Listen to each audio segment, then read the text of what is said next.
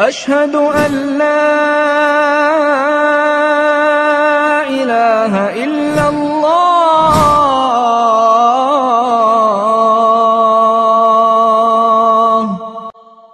أشهد أن محمدًا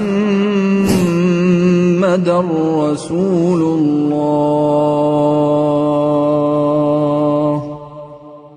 إن كنتم تحبون الله فاتبعوني يحببكم الله. إن كنتم تحبون الله فاتبعوني يحببكم الله. إيه الكرامة دي؟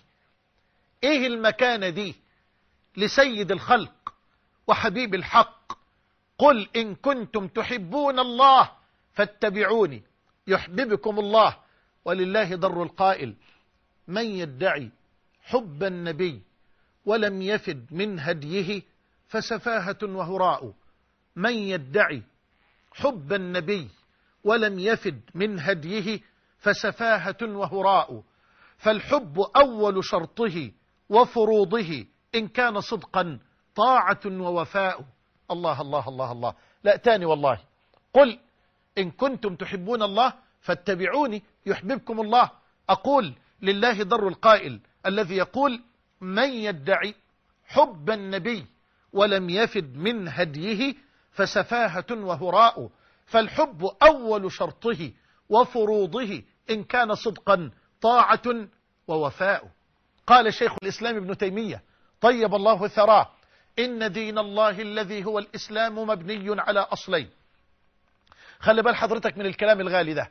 إن دين الله الذي هو الإسلام مبني على أصلين: الأول أن نعبد الله عز وجل وحده لا شريك له، والثاني أن نعبده بما شرعه على لسان رسوله صلى الله عليه وسلم. وهذان الأصلان هما حقيقة قولنا: نشهد أن لا إله إلا الله وأن محمد رسول الله. فبالشهادة الأولى يعرف المعبود عز وجل، وبالشهادة الثانية يعرف الطريق الموصل إلى المعبود عز وجل. نعم، كل الطرق إلى الله مسدودة إلا من طريق المصطفى. يا الله، صلى الله على المصطفى وسلم. كل الطرق إلى الله مسدودة إلا من طريق المصطفى. مش هتعرف تحقق التوحيد على مراد الله إلا لو اتبعت المصطفى. مش هتقدر تصلي على مراد الله إلا لو اتبعت المصطفى صلى الله عليه وآله وسلم. مش هتقدر تؤدي الحج على مراد الله إلا إذا اتبعت المصطفى صلى الله عليه وسلم. مش هتقدر تمتثل الأمر، تجتنب النهي، تقف عند الحد، تطيع الله، تبتعد عن المعصية إلا من طريق رسول الله. إلا لو لزمت الدرب تفضل ماشي على الأثر. الرسول صلى الله عليه وسلم يرفع قدمه اليمنى ضع قدمك اليمنى، يرفع قدمه اليسرى ضع قدمك اليسرى. والزم الغرز والزم الأثر وورب الكعبة.